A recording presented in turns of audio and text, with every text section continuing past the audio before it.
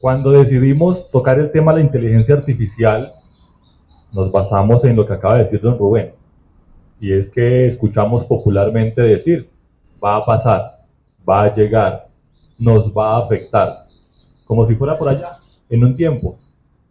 Y tal vez no nos hemos dado cuenta de que ya está pasando.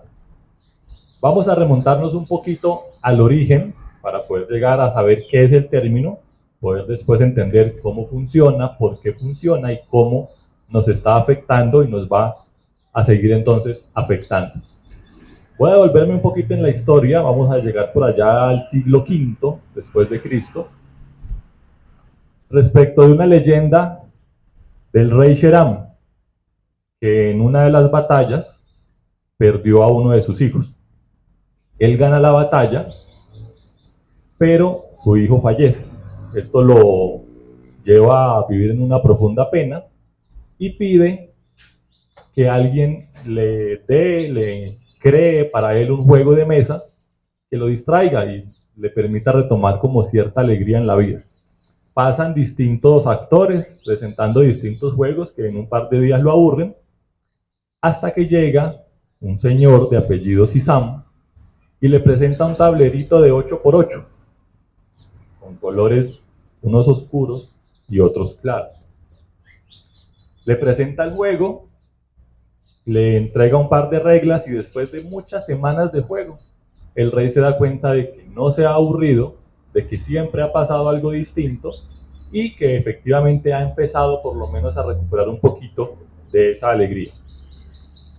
Ese tablero de 8x8 que hoy es muy conocido, es el que conocemos hoy como el tablero de ajedrez. El rey, al ver la alegría que este juego le proporcionó, pues le da a Sisam la oportunidad de que pida lo que quiera, en recompensa por haber generado esta oportunidad de distracción. Y Sisam, pues le dice que no, que realmente él no quiere nada, que él simplemente quería dar a conocer su juego. El rey dice que no, que él está obligado a entregarle algo. Entonces Sisam al final opta por pedirle algo muy simple. Le pide un grano de trigo por cada casilla de ese tablero, pero con una característica muy especial. Le pide un grano en la primera casilla, 2 en la siguiente casilla, 4 en la siguiente, 8, 16, 32. Es decir, que en cada casilla le entregue el doble de la anterior. Cuando Sisam le estaba explicando lo que él quería, iba en la sexta casilla, son 64 granos, el rey se ofende y le dice que es absurdo y ridículo que le pida algo tan pequeño a él siendo un rey tan poderoso y tan rico. Sin embargo, Sisam le dice que él es un hombre humilde y que no le interesa realmente la riqueza. Entonces pactan que al otro día le entregaba el trigo. Pide el rey entonces a sus súbditos que por favor le entreguen el bultico de trigo a Sisam. Pasan 2 días, ve que Sisam sigue en el reino, no se ha ido, pregunta por qué no le han entregado el trigo y le dicen, su majestad, no hemos terminado de sacar la cuenta. ¿Pero por qué? Es un par de granos realmente. Tranquilo, su majestad, hoy sin falta terminamos. Pasan 2 días más, un súbdito madruga al aposento del rey, se disculpa por despertarlo y le dice, su majestad, qué pena, es que no tenemos tanto trigo. ¿Cómo así que no tenemos tanto trigo si son 64 casillitas con cientos de granos? Entonces, nosotros tenemos miles de granos de trigo. Su majestad, es que sacamos la cuenta y no nos dio. La verdad es que no tenemos tanto trigo. Cuando él pide la explicación, voy a traer la colación hoy con nuestros cálculos actuales, la cantidad de granos de trigo que pidió Sisam es ese que está ahí, un número de esos que cuando uno está en primerito le da miedo leer. No son sino 18 trillones 446 mil 744 billones 73.709 millones 551 mil 515 granos de trigo. El rey casi que volvió y se deprimió.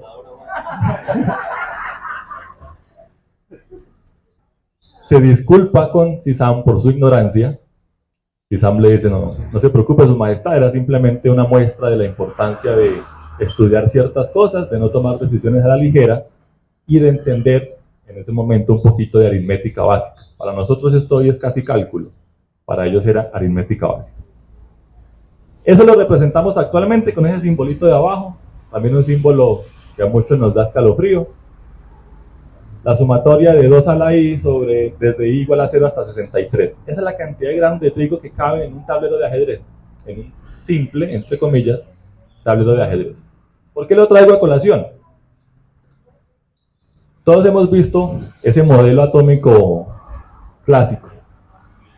En el universo observable, es decir, el universo que podemos ver, ya sea nosotros acá o con telescopios un poquito afuera, se estima que hay 1 por 10 a la 82 átomos, es decir, un 1 seguido de 82 ceros, bastantes ceros. Esa es la cantidad de átomos que hay en el universo. Nos forman a nosotros, forman la materia visible, la oscura, etcétera, etcétera. El juego que aparentemente inventó Sisam tiene 1 por 10 a las 120 posibles partidas distintas. Es decir, hay más cantidad de partidas de ajedrez diferentes que átomos en el universo observable, que es una cuenta casi que absurda, ya empiezan a tener crisis existenciales. Y ese juego, que hoy día sigue siendo motivo de mucho estudio, ha generado cosas como la siguiente.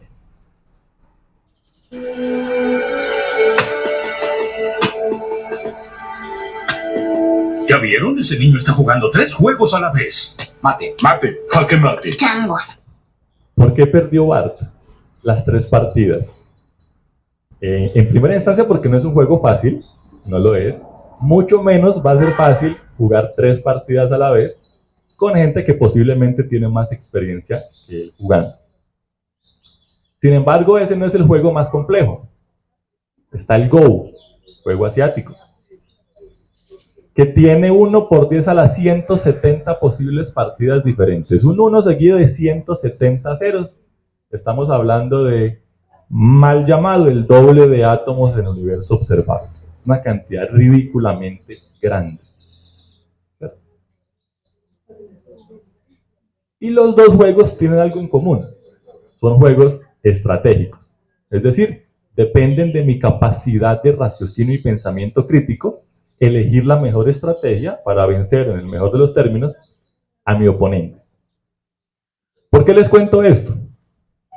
Porque, como mencionaba don Rubén en las revoluciones industriales, una de las bases de la revolución industrial es generar un cambio positivo a nuestro favor, hacer menos esfuerzos en tareas repetitivas o físicas.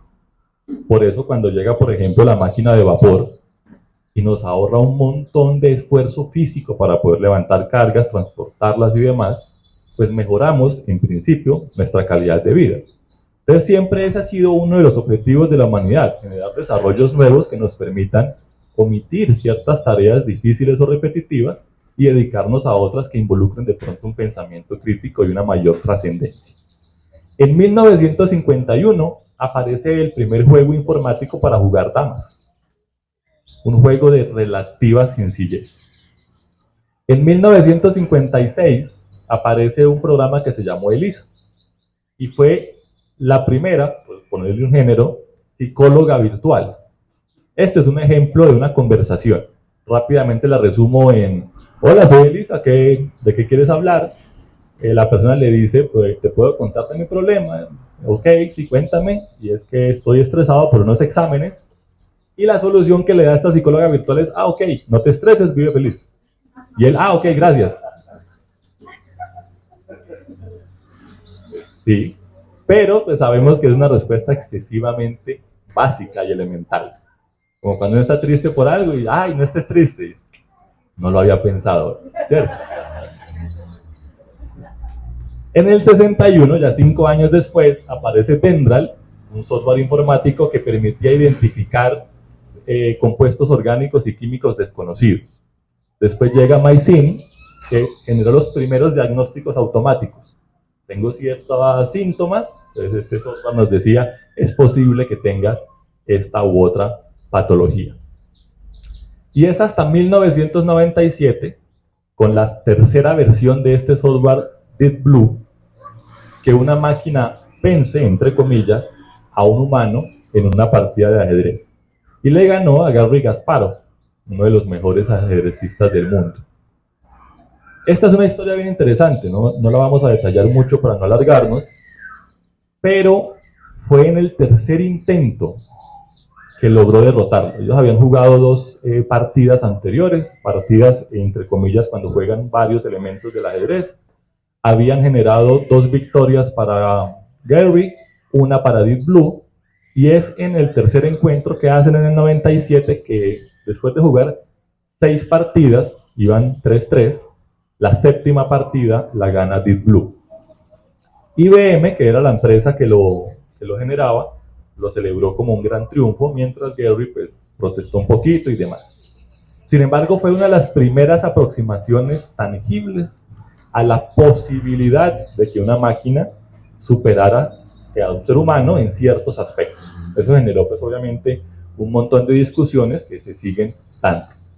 Seguimos avanzando y ya saltamos al 2011, aparece Watson, el primer software que gana en un concurso de preguntas, de estos de quién responde más rápido, quién responde primero, y ganó el bote mayor, pues el premio mayor de ese juego. 2016, AlphaGo. ¿Recuerdan las cantidades de posibles partidas del Go? Un 1 seguido de 170 ceros. Miles de millones, de millones, de millones de posibles partidas. Y este software ya fue capaz de procesarlas y ganarle al campeón mundial de Go, Lee Sedol. Un gran triunfo en cierto aspecto para la informática. 2017, OpenAI, que es una de las que ahorita vamos a ver con detalle. Ese recorrido lo hacemos para devolvernos a este señor, John McCarthy. Él es el que acuña por primera vez en 1956 el término inteligencia artificial, el que lo menciona, el que le pone ese nombre. Hasta el momento eran simplemente posibles software informáticos, eran distintos artilugios técnicos que intentaban hacer algunas actividades. Pero es él en una conferencia en la que acuña el término y dice, estamos enfrentándonos a algo que puede ser inteligencia artificial. ¿Para qué les conté todo esto? Para llevarnos una idea clara. La inteligencia artificial tiene de todo menos de nuevo. No fue este año, no fue el año pasado, no fue el ChatGPT que ahorita vamos a ver, no. Llevamos más de 70 años jugando con inteligencia artificial y algo que al final vamos a retomar y es un poquito preocupante, sin darnos cuenta. Como que por los laditos, como que sí, como que no. El que a veces dice algo de inteligencia artificial lo pueden tildar de paranoico, no se trata de ser conspirativo ni mucho menos, pero sí estar atentos a que es una herramienta tecnológica que ya lleva con nosotros casi un siglo. Y eso desde la definición formal del señor McCarthy, sin contar que antes ya teníamos elementos parecidos. Importante entonces para de familia, profes y demás, tener claro eso, la inteligencia artificial como concepto, como término y como herramienta, no es nueva, no nació ayer, no nació el año pasado, sino que lleva con nosotros como mínimo 70 años. Vamos a ver ahora entonces ese concepto, esa herramienta, por qué existe, cómo está constituida, cómo funciona, por qué funciona, y cuáles van a ser entonces esos efectos en la vida que está presentando y que va a seguir presentando.